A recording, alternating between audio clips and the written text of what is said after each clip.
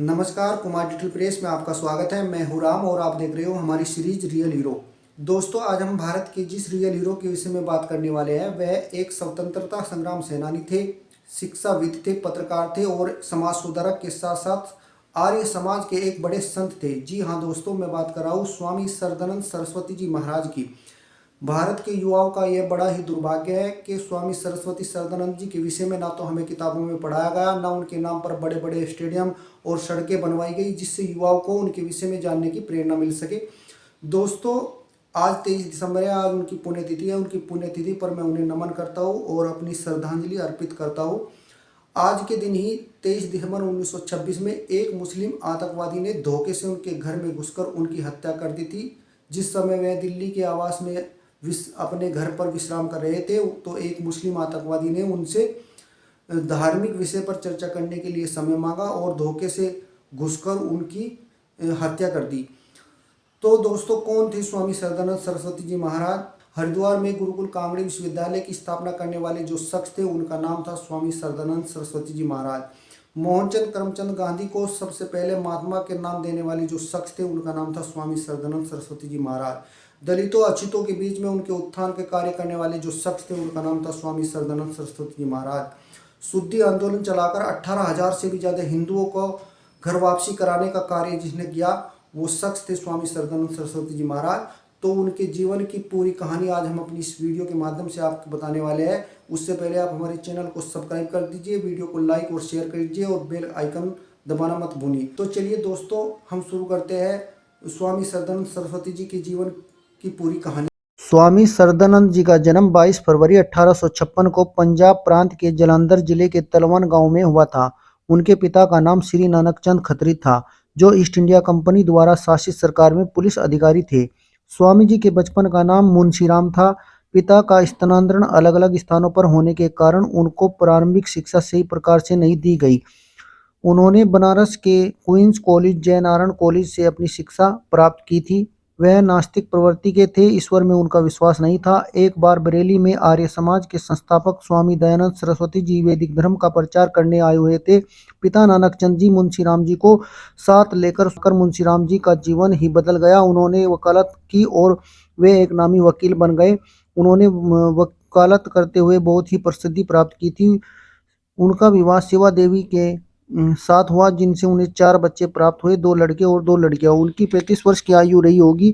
उनकी धर्मपत्नी शिवा देवी का स्वर्गवास हो गया। अब वह अकेले हो गए और वे अधिकतम समय अपने आर्य समाज को देने लगे।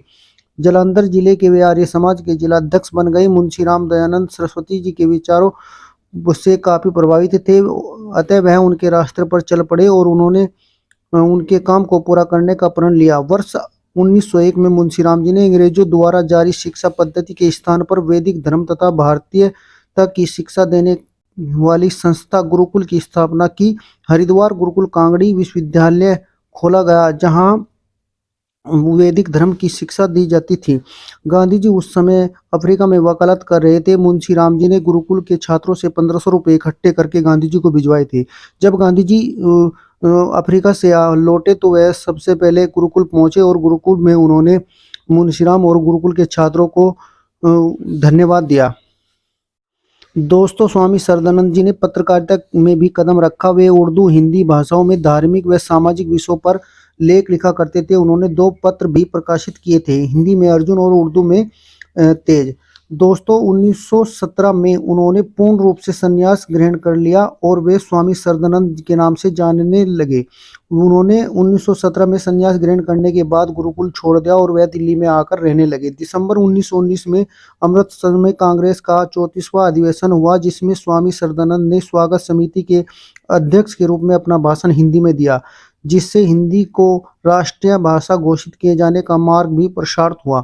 उन्होंने स्वतंत्रता आंदोलन में बढ़ चढ़कर भाग लिया, गरीबी और दीन दुखियों के उद्धार के लिए काम किया, स्त्री शिक्षा का प्रचार किया। डॉक्टर भीमराव अंबेडकर जी ने 1922 में उनके लिए कहा था, सरदानंद अछूतों के सबसे महान और सबसे सच्चे हितैषी हैं। खिलाफत आंदोलन के दौरान जब स्वामी जी ने कट्टरवादियों की सोच को उजागर होते हुए देखा और फिर केरल में हिंदू मुस्लिम दंगों में हजारों हिंदुओं को मौत के घाट उतार दिया गया, कांग्रेस के कुछ प्रमुख नेताओं को मुस्लिम तुष्टीकरण करते हुए देखा तो उनका कांग्रेस से भी मोह भंग हो गया और उन्होंने कांग्रेस भी छोड़ दी। उस समय एक तरफ कट्टरपंथी मुस्लिम और ईसाई हिंदुओं का धर्मांतरण कर रहे थे। स्वामी जी ने शुद्धि आंदोलन चलाया और हजारों हिंदुओं को आर्य समाज के माध्यम से पुनः वैदिक धर्म और हिंदू धर्म में वापसी कराई। इससे घबराकर कट्टरपंथी बौखला गए और 23 दिसंबर 1926 को नया बाजार स्थित उनके निवास स्थान पर अब्दुल राशिद नाम के एक कट्टरपंथी मुसलमान ने धर्म चर्चा करने का बहाना करके उनके कक्ष में प्रवेश करके उन्हें गोली मारकर उनकी हत्या कर दी। उनकी हत्या समाज के लिए बहुत ही बड़ी हानि थी, मगर कांग्रेस भी उस समय उनकी हत्या के आरोपियों को बचाने में लगी हुई थी। उनकी हत्या के 2 दिन बाद 25 दिसंबर 1926 को गुवाहाटी में कांग्रेस के अधिवेशन में जारी शोक प्रस्ताव में जो कुछ कहा गया वह स्तंभ करने वाला था। गांधी जी के शोक प्रस्ताव में उन्होंने कहा, मैं अब्दुल रशीद को अपना भाई मानता हूँ और मैं इसे दोहराता हूँ, मैं यहाँ तक कि उसे स्वामी जी की हत्या का दोषी भी नहीं मानता हूँ। वास्तव में दोषी वह लोग हैं जिन्होंने एक दूसरे के विरुद्ध घृणा की भावना को पैदा किया। इसलिए यह अवसर दुख प्रकट करने या आंसू बहाने का नहीं है। गांधी जी ने और कहा कि यदि अब्दुल राशिद को वकील की आवश्यकता पड़ेगी तो मैं उनका केस भी लड़ने को तैयार हूँ। तो दोस्तों, उस समय भी कांग्रेस स्वामी जी के कातिल को बचाने में लगी हुई थी। दोस्तों, यदि आपको हमारी इस वीडियो में दी गई जानकारी पसंद आई हो तो हमारे चैनल को सब्सक्राइब और लाइक कर दीजिए। अगली वीडियो में हम फिर मिलेंगे, तब तक के लिए नमस्कार।